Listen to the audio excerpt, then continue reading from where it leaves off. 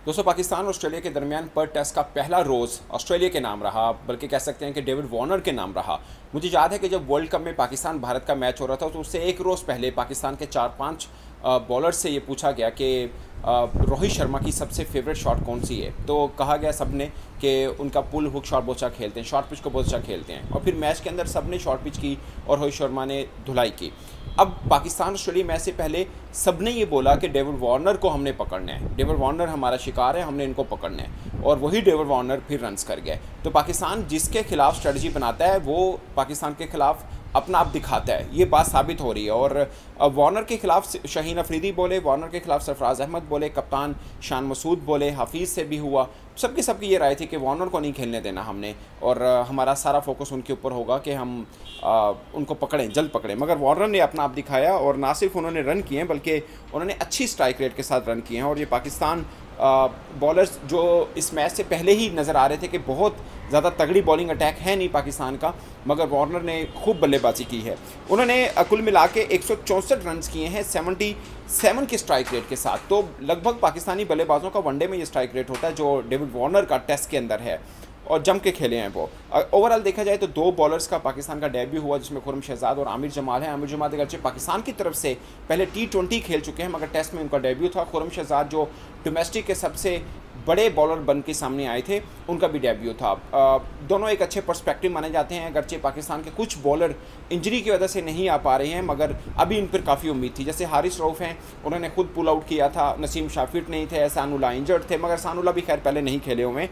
तो ये एक सीन है। अब देखा जाए तो आमिर जमाल है, उन्होंने 2 आउट किए हैं। उन्होंने 12 ओवर के अंदर 63 रन देकर 2 विकेटें हासिल की हैं, मगर 5.25 इकॉनमी के साथ उनको रन भी हुए हैं। डेविड वार्नर की विकेट ली है आमिर जमाल ने, जो ये 2 बड़ी विकेट्स थी जो आमिर जमाल ने ली हैं। सॉरी, लबशाइन की फ़हीम अशरफ ने आउट किया है उनको।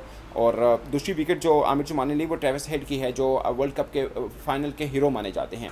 तो कुल मिला के पहला रोज़ जो है वो ऑस्ट्रेलिया के नाम रहा है। पाकिस्तानी बल्लेबाज के ऊपर कड़ा इम्तिहान होगा कि कल के रोज़ उनकी शायद बारी आ पाए, क्योंकि कल पहले सेशन तो बज़ाहिर लग रहा है कि ऑस्ट्रेलिया ही खेलेगा, बाकी 2 सेशन पाकिस्तान को मिलेंगे। मगर पहले डे के ऑफ तक, यानी पहले दिन के ख़त्म होने पर ऑस्ट्रेलिया ने अपना आप दिखाया है। और यही उम्मीद की जा रही थी कि ऑस्ट्रेलिया बल्लेबाज पाकिस्तान बॉलर्स के ऊपर चढ़ाई भी करेंगे, क्योंकि इन एक्सपीरियंस पाकिस्तान का बॉलिंग अटैक है। सिर्फ शाहीन अफरीदी के ऊपर पाकिस्तान बैंक कर रहा है, कोई स्पिनर है नहीं। सलमान आगा ने स्पिनर का रोल भी अदा किया है। कुल मिला के 4 फास्ट बॉलर, जिसमें से 2 टिपिकल फास्ट बॉलर और 2 ऑलराउंडर शामिल किए हैं। फ़हीम अशरफ ऑलराउंडर हैं, आमिर जमाल ऑलराउंडर हैं। अगरचे फ़हीम अशरफ प्योरली ऑलराउंडर के तौर पे कंसिडर की जाते हैं, आमिर जमाल भी डोमेस्टिक के अंदर ऑलराउंडर ही माने जाते हैं। तो कुल मिला के शाहीन शाह अफरीदी और खुरम शहजाद जो हैं वो पाकिस्तान के पेस अटैक को लेकर चल रहे थे। 2 ऑलराउंडर हैं, कोई स्पिनर मैंने आपको बताया था नहीं।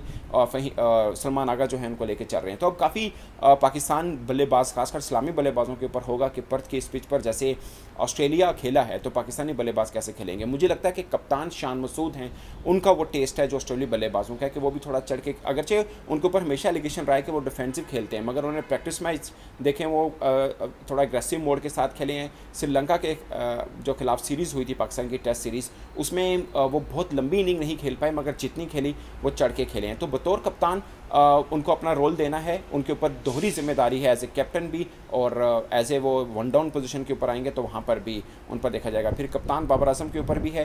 पर्थ का मैदान पाकिस्तानी बल्लेबाजों के लिए कुछ खास यादगार नहीं रहा है, और ख़ासकर बॉलर्स के लिए भी नहीं रहा है। मुझे याद है मैंने कल भी बल्कि ब्लॉग के अंदर ये बात बोली थी कि मोहम्मद खलील 2005 में उन्होंने डेब्यू किया था पर्थ में, और 2 इनिंग्स में कोई 1 विकेट भी नहीं ले पाए थे। अभी पहला रोज़ ख़त्म हुआ है तो पाकिस्तानी बॉलर्स कोई एक हम नाम नहीं ले सकते हैं कि जिन्होंने कोई धमाकेदार परफॉर्मेंस की हो, मगर आमिर जमाल ने 2 विकेटें ली हैं। कुछ दमखम नज़र आया, अगरचे उनको रन भी हुए और अच्छे इकॉनमी के साथ हुए। शाहीन अफरीदी भी ईगल के रूप में उस तरह से नज़र नहीं आए। और मुझे लगता है कि पहला रोज़ का अगर हम कंक्लूड करें तो वो डेविड वार्नर और ऑस्ट्रेलिया के नाम है। और पाकिस्तान को इस मैच में, मैं ये नहीं कह रहा कि दूर हो गया, मगर पाकिस्तान को कल अर्ली ऑन आके उनको आउट करना पड़ेगा, और फिर बल्लेबाजों को पूरा दिन जम के बैटिंग करनी होगी। ना सिर्फ बैटिंग करनी होगी बल्कि अग्रेसिव मोड के साथ, अच्छी रन रेट के साथ बैटिंग करनी होगी, क्योंकि ऑस्ट्रेलियाई बॉलर्स के सामने अगर आप डिफेंसिव मोड के साथ आते हैं तो मुझे नहीं लगता कि कहीं पर बचाव होगा।